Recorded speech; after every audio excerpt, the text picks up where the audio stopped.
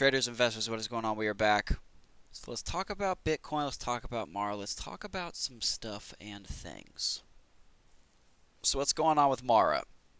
Well, we approached the psych level of $60 the other day, and it sold off a bit. There we go. So I got this synced up, so watch the crosshairs.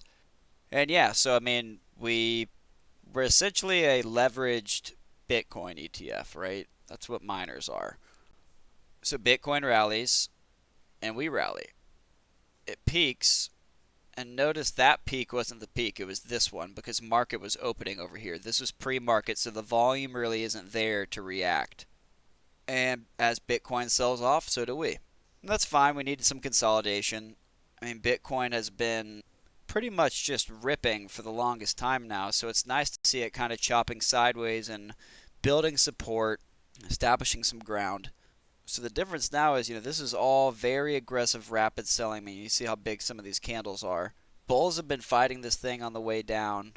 We actually caught around this gap point here. Now, it's hard to say if today's the bottom or if tomorrow's going to be the bottom, but it does seem to be rejecting here. We got some pretty nice wicks. And Mara is ticking up nicely after hours with Bitcoin. So today, or I mean, even right now almost, is your opportunity to get in. I really don't think it falls much further than this.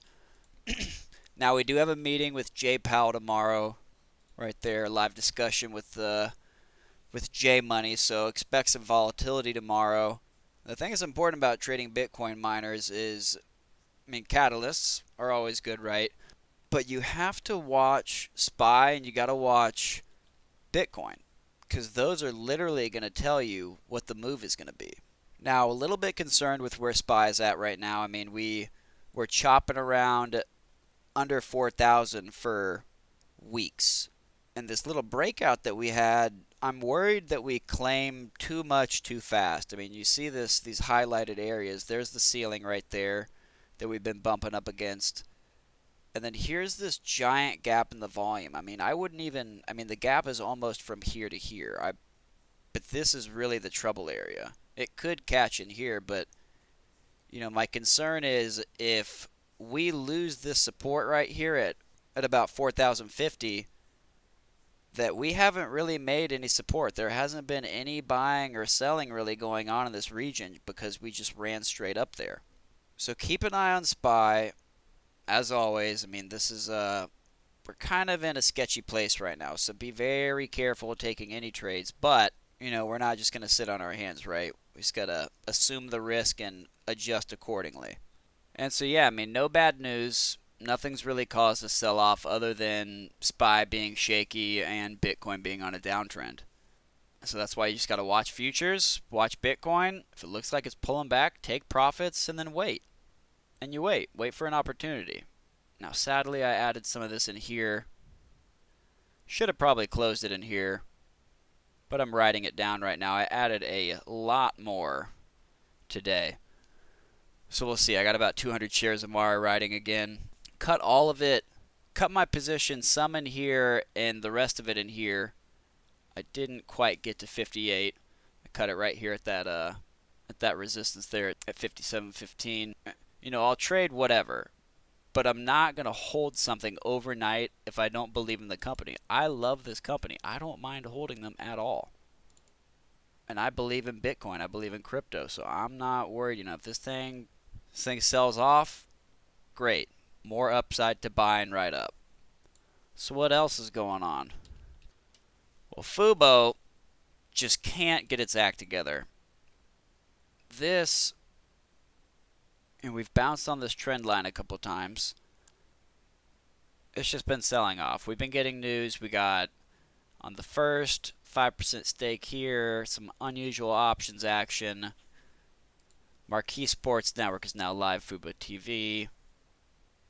I mean, they have some stuff and things going on, and they've just been getting beat up.